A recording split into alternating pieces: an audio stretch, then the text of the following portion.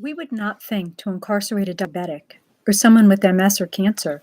So why do we feel it is appropriate to send someone who has a disease of addiction to jail?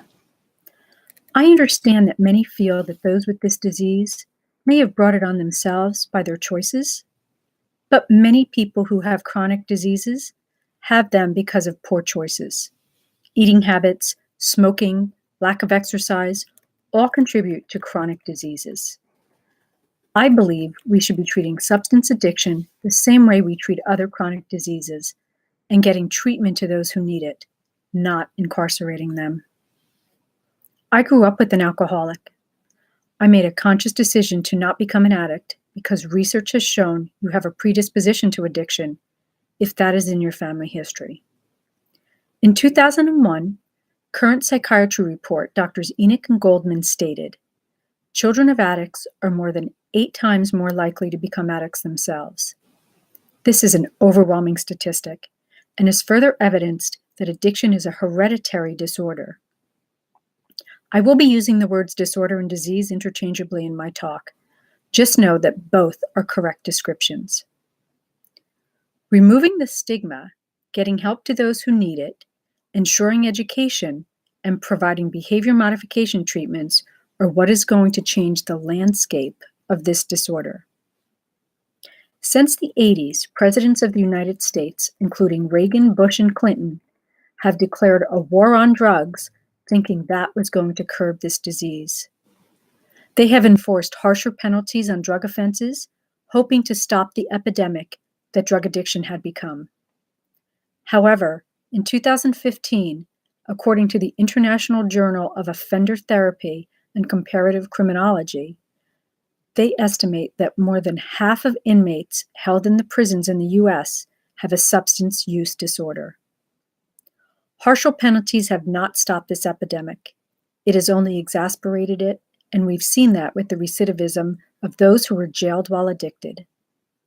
The prison system treats the patients as inmates, and they are not interested in their overall health, just getting them off the substance of choice. Although in prison they are providing alternative treatments, such as methadone therapy, this is not the treatment that they need. So just giving treatment is not giving the right treatment. Behavior modification and 12-step programs are the most important therapy to getting them to stop using and remain sober long-term. This is not protocol for addicts who are incarcerated. One of the first things we need to do is change the dialogue around addiction. The stigma that is associated with this disease only fuels the inadequate feelings already causing the dependence. Stigma is defined as a set of negative beliefs that a group or society holds about a topic or a group of people. According to the World Health Organization, stigma is a major cause of discrimination and exclusion, and it contributes to the abuse of human rights. When a person experiences stigma, they are seen as less than because of their real or perceived health status. Stigma is rarely based on facts, but rather on assumptions, preconceptions, and generalizations. Therefore, its negative impact can be prevented or lessened through education. Stigma results in prejudice, avoidance, rejection, and discrimination against people who have a socially undesirable trait or engage in culturally marginalized behavior, such as drug use. Each one of us has the power to change how we think about this disease. We are seeing a turn in how this disorder is perceived, especially in the political arena. In 2011, UN Secretary General Ban Ki-moon said, drug-dependent people should not be treated with discrimination.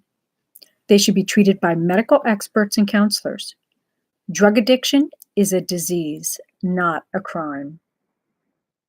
In 2010, the Center for Disease Control published a paper with staggering statistics, including how the United States is only 5% of the world's population, but 25% of the world's inmates are in the US system. In 2016, it was reported that 46.6% of the prison populations, are drug-related. This is not a system that is interested in getting inmates sober. It's a system that is adding to the problem. The legal community isn't working towards getting treatment for addicts. They're only interested in bolstering their win-lose stats for prosecution. Prisons are overrun with addicts that, if given the opportunity to get real treatment, they could become contributing members of society. Studies have shown that getting behavioral-based treatments have proven to be the most effective when provided early and continuously to those who are incarcerated. We must do a better job of getting treatment to those who have a substance abuse addiction instead of incarcerating them. If they don't get treatment, they most likely will wind up back in jail and will not be able to break the cycle of abuse and crime. Only 1/3 of those incarcerated who have a substance abuse problem are even offered treatment. Teenagers and young adults are the ones who are most at risk, but it is proven with this treatment. Teenagers and young adults are the ones who are most at risk, but it is proven that with treatment, they're also more likely to be successful long term. Offenders who complete prison-based treatment and continue with treatments in the community have the best outcomes.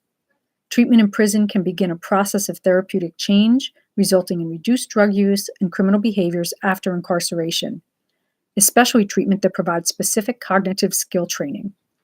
This helps individuals recognize errors in judgment and lead to drug abuse and criminal behavior. I am not suggesting that those who are breaking the law shouldn't be held accountable for their actions, but I am suggesting that if we get them the right treatment, we can break that cycle of repeated prison terms for those who have the disease of addiction. So, if we can change the way we think about this disorder, get treatment to those who need it, provide education to those who have the power to make changes in the system, then we can make a difference in how this disease is perceived and the outcomes that can come about. Our legal and medical communities need to work together to eradicate this disease. Treatment is the answer, punishment is not. In the end, that is a win-win for all involved. We have to change the way we think about this disease of addiction. We should be seeing it as a public health issue, not a criminal one. Thank you.